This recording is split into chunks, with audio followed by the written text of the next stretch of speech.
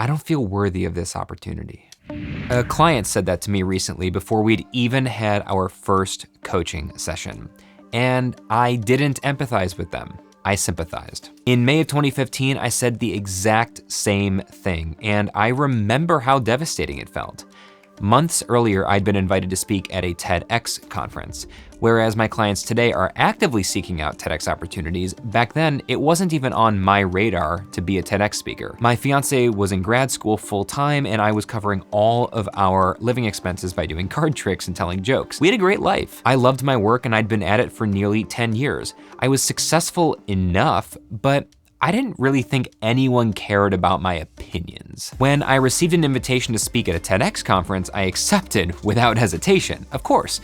But my initial excitement was quickly met with panic and dread. I had never heard the term thought leadership in my life. TED Talks were for famous people, academics, researchers, people on the cutting edge.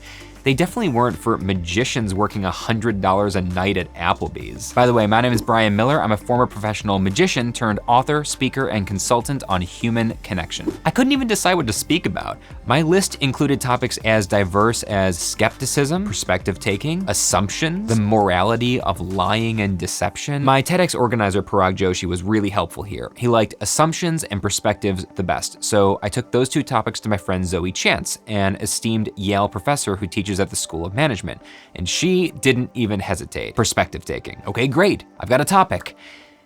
Now what? I wasn't an expert on perspective taking. I barely knew what the term meant, only that it was a smart academic way to describe something that magicians do naturally. TED likes smart stuff, right? Zoe helped me write and refine the talk. She helped me find a story to hang my idea worth spreading on and learn how to tell it in a TED style, that cadence that we've all come to know. You see, I'd like it to seem like I'm making points, building an argument, inspiring you to change your life, when in reality, this is just me buying time.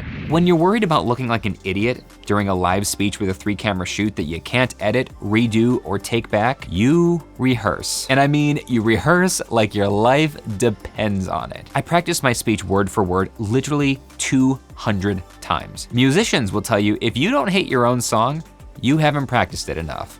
And boy, did I start to hate my own song. It wasn't even a song anymore. It felt like a riff, like an obnoxious, self-involved, out-of-tune whistle that nobody could possibly want to hear. I didn't feel worthy of that opportunity. And it turns out there's a smart academic term for that too, imposter syndrome. So let's do the bad news first. You are an imposter. It's true. You don't really know what you're doing, and someday somebody might catch on. I'm also an imposter. I don't really know what I'm doing. None of us do. We're all just doing the best we can and hoping things will work out. Nobody really has all the answers, least of all super smart people. In fact, the smarter someone is, the more they realize how much they still don't know. But you know what you're not? An imposter. With a capital I. Real imposters don't have imposter syndrome because they don't actually care about their work or their audience. They're only interested in getting ahead and serving themselves. Real imposters are burdened by the fear of failure. Failing is the worst thing they can imagine. But you're burdened by the fear of success. My friend Kate Scudder described this really well in her TEDx talk, Rising is a Risk, Do It Anyway. I had the incredible honor of working with her on this talk. She's a 7-figure business coach for empowered women. Listen to how she describes it. When you stop incessantly asking yourself, what if this doesn't work? Another question arises. What if this does work? What if I'm actually really good at it? What if this starts to build momentum and reality as I know it right now is completely about to change? Can I really handle that? Am I ready for it? Me? What if this works? What if you get the big promotion, you make the sale, you launch your course, you get a book deal, you win the election, and then you have to live up to the promise you've made? If that's what you're truly worried about, then I have good news for you. You're gonna be great because you care. You should be scared. This is your moment. It's your calling. It's your chance to make things better. And when you make mistakes, which you will, people will forgive you. That's what happens when you act out of pure intentions. I saw this incredible clip recently. It was comedian Henry Rollins describing a conversation with Ozzy Osbourne backstage before a show. Like one big rock star one time said to me, I opened, he said, "Is there anyone out there?" I said, like 19,000 people. You smell the WD-40? That's how they got the last 1,000 people in. Are you kidding? He said, I'm always worried that no one's going to show up. I said, when has that ever been your problem? He said, well, never, but... Who is this? Ozzy. Jesus Christ!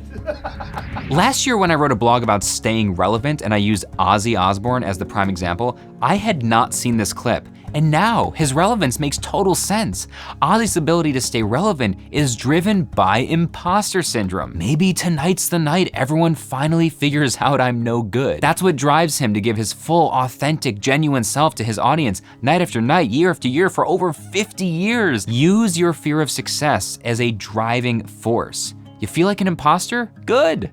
Keep learning, keep reading, keep writing, stay humble, stay true. People assumed that after my TEDx talk went viral with 3.5 million views, I gained all this confidence. And in some ways I did, right? The virality of that talk was kind of proof positive that my ideas were needed and they had a global audience. But it was also terrifying because companies started paying a lot of money to fly me across the world to speak. These are companies who could hire anyone in the world for their annual conference with one chance to kick off the entire 3-day event.